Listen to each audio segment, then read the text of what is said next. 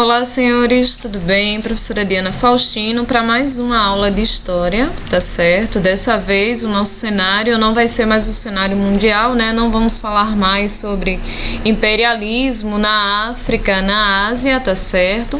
Estamos aí diante do século XIX, mas o nosso foco é o Brasil, tá certo? E o que está acontecendo no Brasil nesse período, né?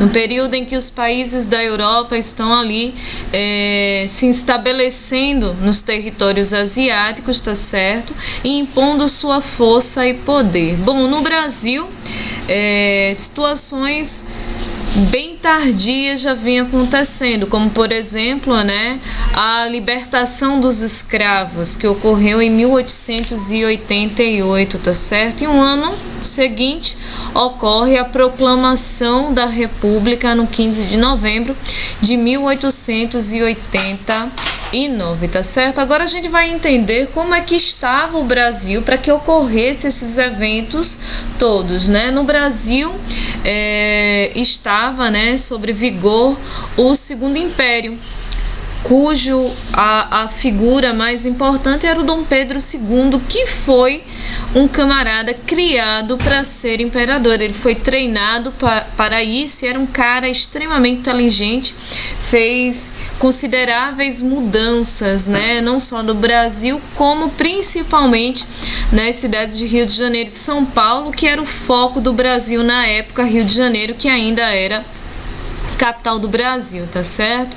O Dom Pedro II, antes de mais nada, ele vai centralizar o poder, do qual vai ser lembrado, como poder moderador, tá certo? Moderador por quê? Porque haviam dois grupos, partidos políticos, que queriam o poder do Brasil no período em que ele ainda era muito pequeno. Ele fica aqui muito pequeno e o Dom Pedro I ele retorna para Portugal resolver questões de Portugal, e o Dom Pedro II fica aqui sobre a tutela, do José Bonifácio, tá certo? Entre outros. Então vai existir alguns grupos que vão lutar pelo poder, que seriam os grupos dos liberais e os grupos dos republicanos, tá certo? E o Dom Pedro II, diante do golpe da maioridade aos 14 anos, ele vai assumir o poder moderador, que é quando ele vai controlar esses dois partidos, que são partidos muito fortes, dos quais os integrantes são líderes, são latifundiários, pessoas de extrema importância, ou seja, de dinheiro no Brasil, tá? Então, diante desse poder moderador, ele vai garantir aí o poder centralizado, tá certo? E vai se manter no poder durante longuíssimos anos, em média 40 anos ele vai se manter no poder. Então você percebe que ele é um cara,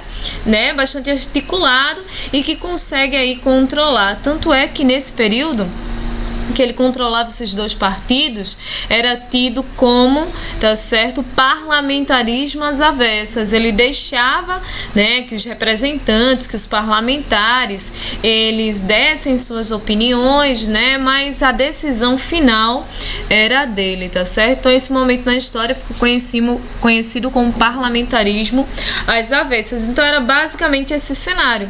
O Dom Pedro II ali no poder, tá certo, controlando esses dois partidos fortíssimos. Só que o Dom Pedro II ele já estava muito cansado, tá?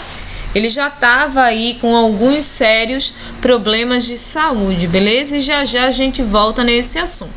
O voto, como era o voto, O voto era censitário, ou seja, só votava quem tinha dinheiro, quem pagava para votar. Nesse caso, a votação se restringia a pessoas ricas, principalmente aos fazendeiros, beleza? Houve a libertação dos escravos. Por quê? Porque o Dom Pedro II ele tem que se ausentar do Brasil por questões de problemas de saúde. Ele vai até Portugal. Só que enquanto ele tá lá, ele deixa no poder a sua filha, a princesa Isabel, tá certo? A princesa Isabel, que ela já tem um cunho abolicionista, o Brasil já vinha de uma onda abolicionista, série de pessoas importantes, intelectuais, eram contrários a esse movimento, tá certo? Uma série de coisas já vinha acontecendo no Brasil, tá? E forçou a assinatura né, diante da princesa Isabel, da Lei Áurea, que era a lei que vai dar a liberdade aos escravos, que a gente sabe que isso não aconteceu de fato, né, propriamente dito, porque os escravos receberam a sua liberdade, os fazendeiros que dependiam do trabalho escravo ficaram muito irritados com essa situação e com a princesa, tá? E os escravos,